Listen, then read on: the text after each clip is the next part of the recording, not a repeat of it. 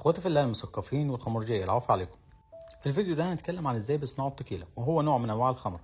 التكيلا لازم تكون مصنوعة في المكسيك، ولازم تكون مصنوعة من البلو اجافي او اللي هو الصبار الازرق.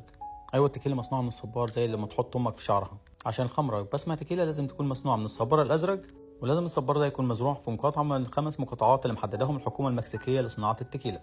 اي مشروب تاني مصنوع في اي مكان تاني باي مكونات تانية ما يعتبرش تكيلا. لحد هنا تمام تمام. الجماعة المكاسكة بيزرعوا الصبار زي ما انت شايف في الصورة كده لمدة 6 سنين.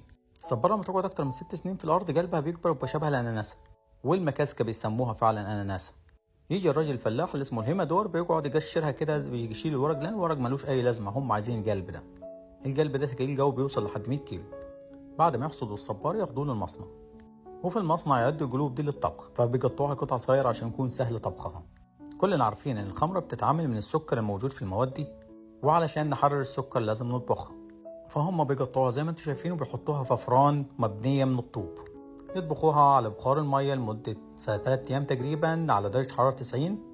بعد 3 أيام بيطلع الشكل زي ما انتم شايفين كده، لونه بني كده عامل زي الخشب. كده الأناناس جاهز لاستخراج السكر منه. ياخدوه على مفارم ويفرموه بحيث إن يكون سهل إن هو يتعصر. بعد الفرم بيكون الألياف كده مشبع بالمية والسكر. بيغسلوا الألياف دي بالمية عشان يكون سهل استخراج السكر منها، وبعد كده يطحنوها بحيث ان يستخرجوا كل كميات السكر بيعصروها عصر يعني. وزي ما شفنا في عمليات التخمير في انواع الويسكي اللي اتكلمنا عليها قبل كده، بيحطوها ببراميل خشب كبيرة، ويحطوا عليها الألياف اللي لسه عصرينها مش عارف ليه برضه، ويضيفوا الخميرة. الخميرة هي كائن حي يتغذى على السكر ويستخرج ثاني أكسيد الكربون والكحول. ثاني أكسيد الكربون بيطير في الهواء، والكحول اللي بيقعد لنا ده اللي احنا عايزينه عشان نشربه. بعد ما يكتمل التخمير وكل السكر يتحول لكحول، بتروح لعملية التقطير.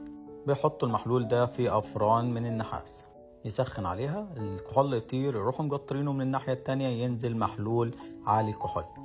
بيكون تركيزه تقريبا 70%، بيضيفوا عليه المية عشان يخففوه، ولو هيعتجوه بيحطوه في براميل خشب زي اللي احنا شايفينها، لو مش هيعتجوه بيعبوه في جزاز ويبيعوه على طول.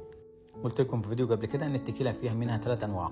الكلير دي اللي بتتعبى على طول، ريبوسادو بتتعتج لمدة 6 شهور تقريبا، الانيهو تعتيقها بتزيد عن 3 سنين. دي التكيلة بكل بساطة وخمر جاية. انجوي، باي باي.